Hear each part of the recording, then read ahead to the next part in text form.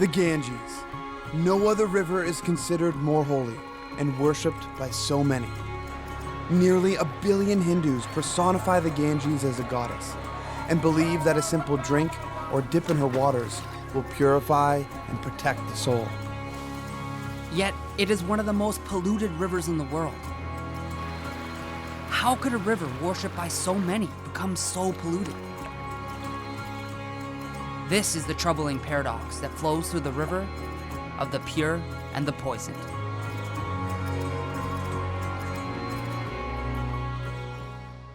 Hey everyone, I'm Tyler. And this is my younger brother, Alex. And together, we're the Water Brothers. We're going to take you on an adventure around the world to explore the state of our blue planet, a planet defined by water and its ability to sustain life.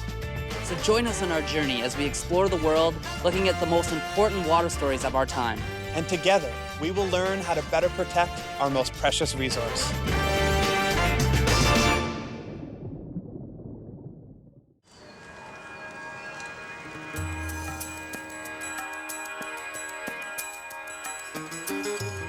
India is a country of incredible beauty, where the natural and spiritual worlds are completely intertwined. For Hindus, their gods and goddesses are embodied as earth, water, fire, and air. The sacred are mountains, animals, rivers, and all natural entities. And Hindus reveal their profound devotion to their gods in fascinating ways. India is a nation at a crossroads, incredibly rich in tradition and culture, but a country where hundreds of millions of people still live in poverty. This nation is experiencing an economic boom, but one of the greatest challenges to its continued growth is the health of its greatest river, the Ganges.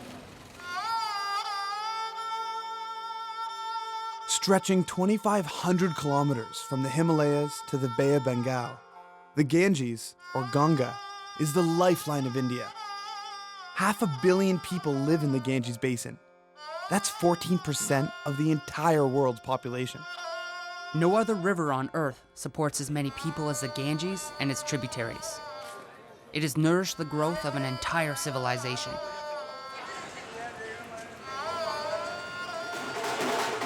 Overall, what it means is a river that holds the spirit of this country together. But for different people, it means different things. For the farmers of India, it means water.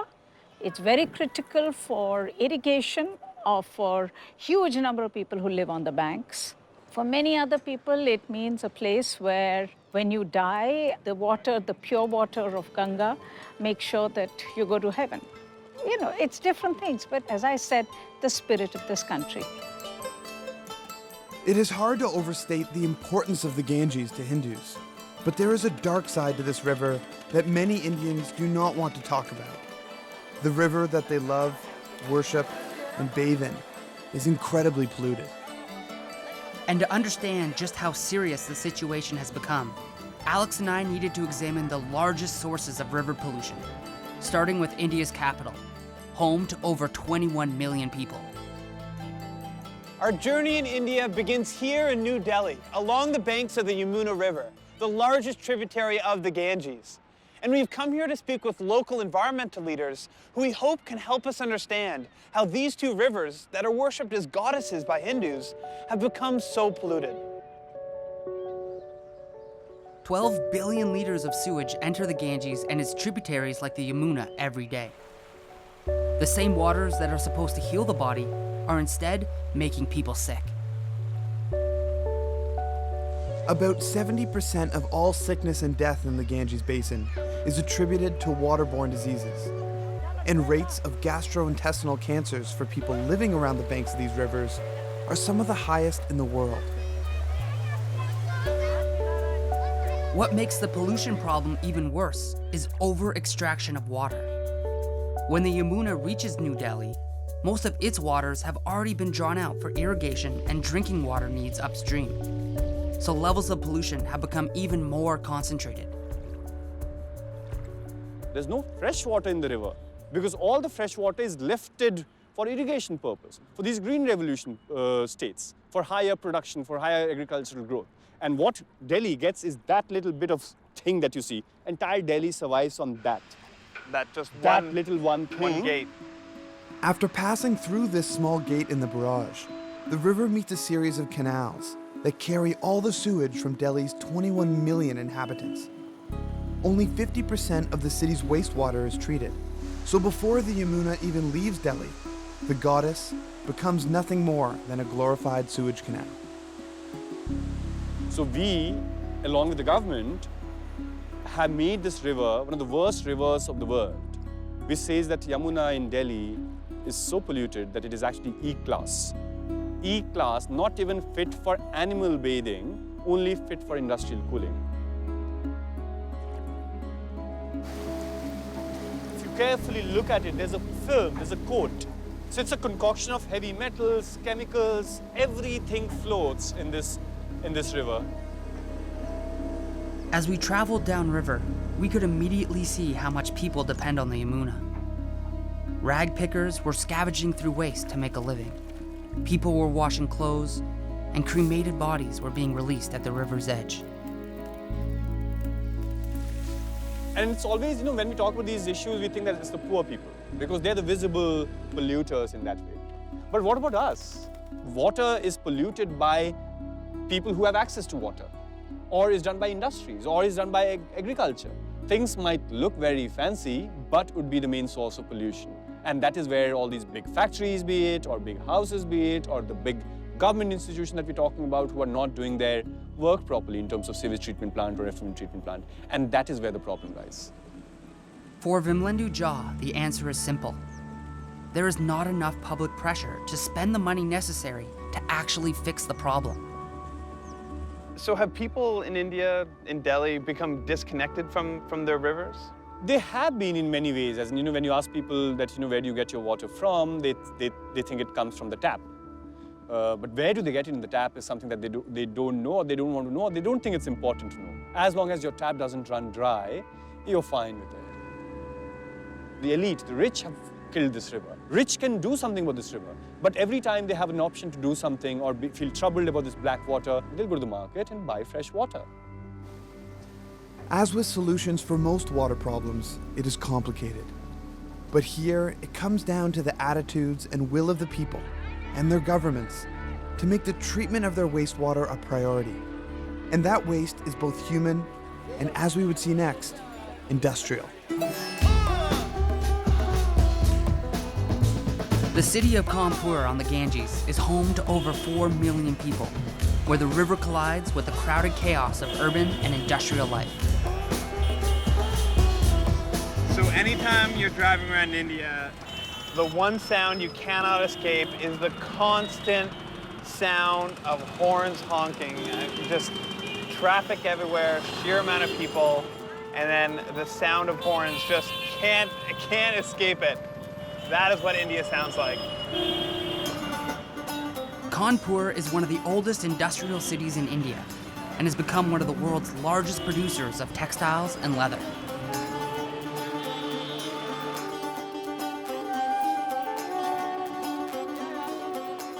So we've arrived here on the banks of the Ganges. We're getting our very first view of the river.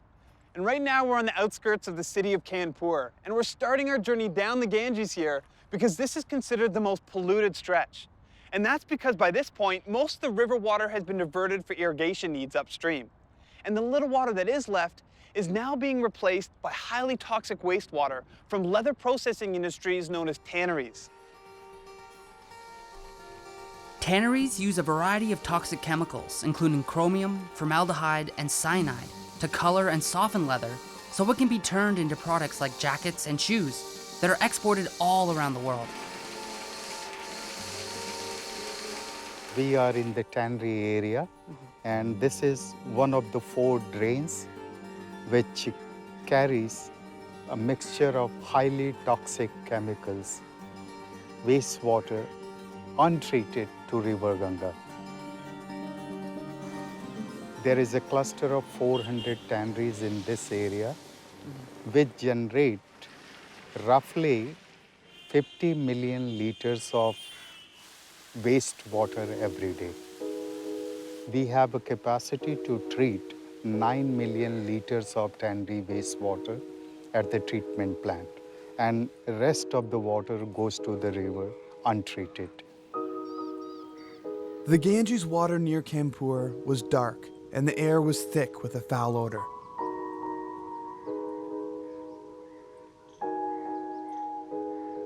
One of the most shocking sights along the Ganges is partially cremated bodies that have been released into the river during funerals.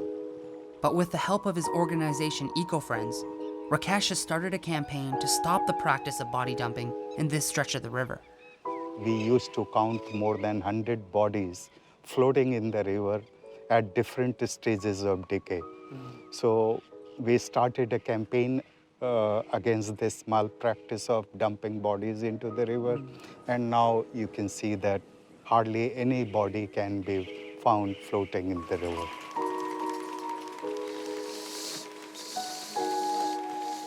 Rakesh has also helped shut down over 100 polluting canneries that had refused to treat any of their wastewater. These are encouraging steps, but one of the biggest challenges he continues to face is that many Indians truly believe that the river cannot even be polluted. It's difficult to convince people that river is polluted because they believe that river is a goddess, means Ganga is a goddess, and how a goddess can be polluted. Amazingly, the Ganges is special and has some self-cleansing properties that allow the river to absorb an abnormal amount of organic pollution. Scientists studying the Ganges have measured an unusually high level of oxygen in the river, which helps break down human and animal waste up to 25 times faster than any other river. However, having this property does not make the water resilient to all forms and amounts of pollution. And yet, most people still believe the river is invincible. This belief has done the damage most because people think anything you put in the river, it will clean.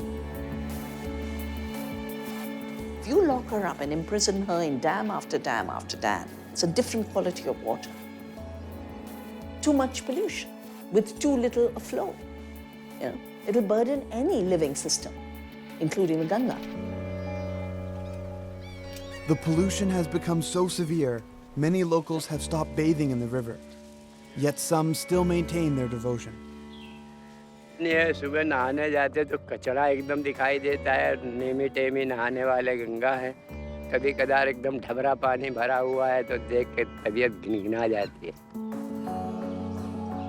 It was sad to hear how pollution was discouraging people from practicing their religion. But only 200 kilometers downstream lies one of the holiest cities on the Ganges, where millions of pilgrims gather for the most important Hindu bathing festival of all. We've seen the challenges that face both the Yamuna and the Ganges, and now we've arrived in the city of Allahabad, where these two rivers meet, and we're here for the Kumbh Mela festival, the largest gathering of people on earth.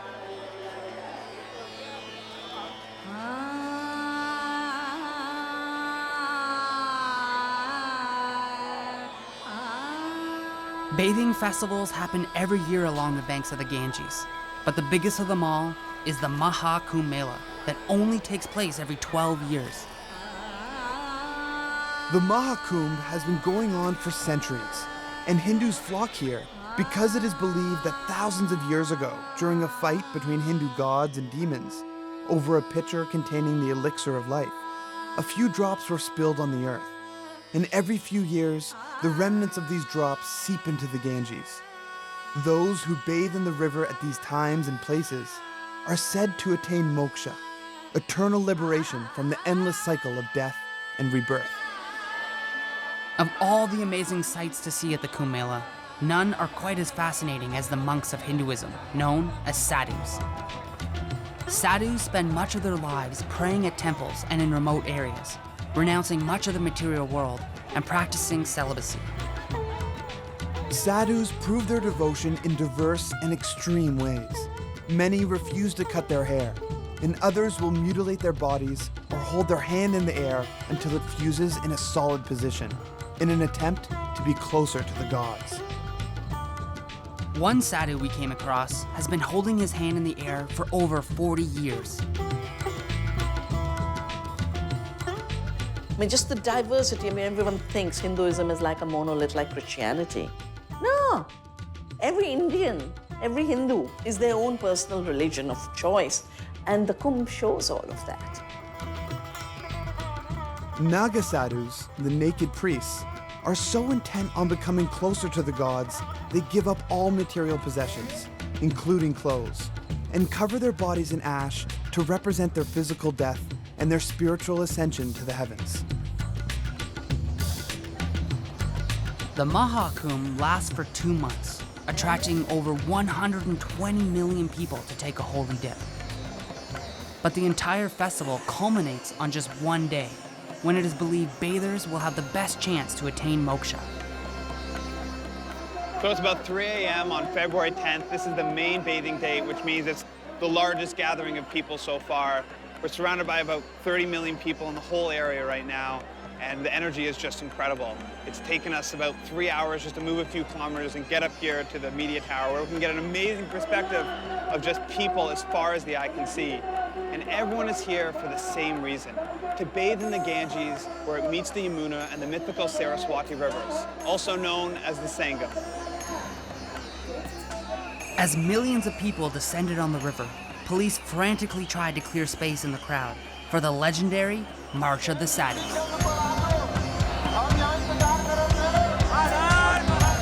The Sadhu procession has just begun. It's absolute chaos. People are just crowding into the madness of it all. There's about 70,000 of them all going to bathe at the same time. Never seen anything like it before.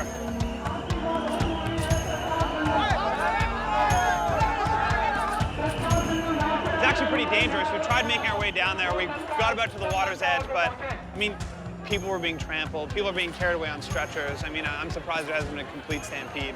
Luckily, things are still in control. At the end of the day, all I'm wondering is, people are coming here to celebrate the river, but once this festival ends, will people ask how to save the river, how to protect the river in the future? Or is this just another one-time event where people will go back home and begin their lives once again, and the Ganges will stay polluted? The Kumbh Mela showed us just how devoted Hindus are to their sacred river. While there are some encouraging signs of change, if the people of India want to bathe in a clean Ganges, it will require a mass movement of people who are willing to accept that a problem exists in the first place. इसमें नहाने से सब जितने भी मन का जो मैल होता है वो सब धुल जाता है, आत्मा तृप्त होती है, लोगों को शांति मिलती है. Are you worried about any pollution that may be in the river? नहीं नहीं, कोई प्रदूषण नहीं, माँ की कृपा है, कोई प्रदूषण नहीं है, कोई प्रदूषण नहीं है, वो तो थोड़ा बहुत फैलता है. इसमें कोई माने गफलत नहीं हो चुकी है. गंगा के पानी जिस तरह पवित्र था अभी भी है. तो ये धाराएं ऐसी जो अमृत यहाँ पर गिरा हुआ था, ये ऊपर वाले का वरदान ऐसा है कि ये पानी बहता ही रहेगा, कभी रुक नहीं सकता, और ये पानी आपस में टकरा करके यहाँ फिल्टर होता हुआ आगे की तरफ जाता है. It was, however, encouraging to hear that some sadhus accept the reality of a vulnerable Ganges. Ganga ji में, जमुना जी में ऐसा जल गिर रहा है, ऐसा जल गिर रहा है कि ये जब क्रॉस किया, पार किया तो लगा कि पैर निकल जाएगा. हम लोगों का तो आधा तपस्या इससे ही खत्म हो गई. ना तो गंगा जल ही पीने को शुद्ध मिल रहा है कि पी करके गंगा जल अपना तपस्या उधर स्वच्छ कर ले. One of the biggest obstacles facing the river is the problem of education and a battle of faith, as Hindus struggle to accept that the Ganges is not invincible and is vulnerable to the tremendous pressures of supporting one of the most rapidly growing and densely populated places on the planet. The Kumbh Mela was one of the most extraordinary experiences of our lives, but we didn't travel halfway around the world to miss out on taking a holy dip of our own. It's time for us to do it ourselves. Let's You ready? do it, Al. Yeah. All right.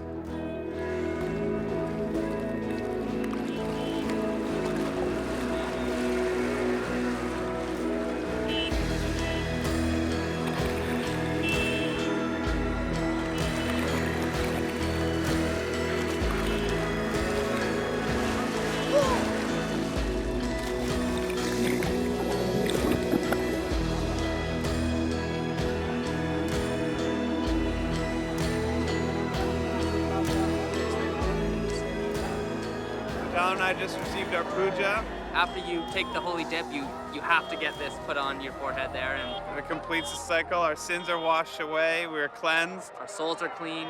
Well, we know it's in the water upstream, but surprisingly, it's very refreshing. We're not thinking about that right now. We're just enjoying the moment.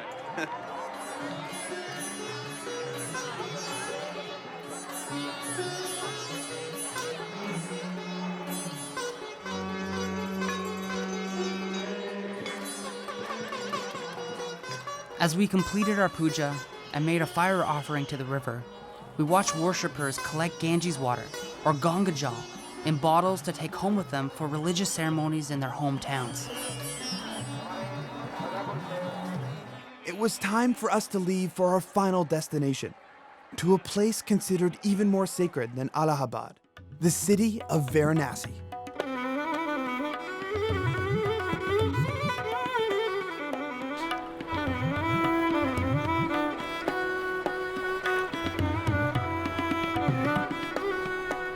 People have been bathing along the banks of Varanasi for over 3,000 years. This is one of the oldest cities in the world, and millions of Hindus travel here each year to cremate their loved ones and spread their ashes in the Ganges holy water. Every morning, worshippers make their way down towering staircases known as ghats to take a ritual bath and make offerings to the river. Compared to the crowded Kumbh Mela, the bathing in Varanasi was incredibly peaceful. But we came to Varanasi for one simple purpose: to test the waters for the presence of organic pollution with members of the Sankat Mochan Foundation, an organization that has been trying to clean up the Ganges here for the past 30 years. The results of our test were not encouraging. The coliform bacteria count was 3,000 times over the limit considered safe for bathing. Strangely, in a city famous for its death and cremation rituals, the river itself was also dying. As we watched pilgrims continue to stream down to the river, it was clear that the key to saving the Ganges would be to somehow mobilize India's religious devotion to the river to inspire a mass movement to restore it to its former glory. We worship this river. Means every Hindu has a faith in the river. So it's important for Indians to clean this river. India has the resources, competence. It should be possible, and we must do it. How can you have good public health? How can you ensure health and well-being in a country when we all know 70% of the diseases are waterborne? And this is the river that is the water for Delhi. This black water. How can there be a healthy Delhi, a healthy India? If you can use the devotion that Indians have to the river, then we should be able to say that enough is enough, that we want our river back again. We will not lose the river. Not this generation will lose its river. The Ganges is a river of paradoxes. Extremely beautiful, but incredibly polluted. Worshipped as a goddess, but treated as a dumping ground. And as we found out, there is no simple solution to cleaning up the river. And while it remains difficult to make meaningful progress, we believe that it is the faith in the ability of the river to cleanse herself that will be the most challenging to overcome. But even though their spiritual belief that the river is invincible may stand in the way of a meaningful cleanup, Hindus are able to grasp something that we at home all too often forget. And that is the fact that it is water that connects us all. It flows through us every day, and we share this water with everyone around us for all time. In many ways, the Ganges is the very essence of India. And so much is at stake if this situation continues to get worse. The fact is that any river or body of water, no matter how great or holy, is vulnerable to pollution and over-extraction. Many of the experts we spoke with here have come to this realization. The real challenge now is to convince ordinary Indians of this uncomfortable truth.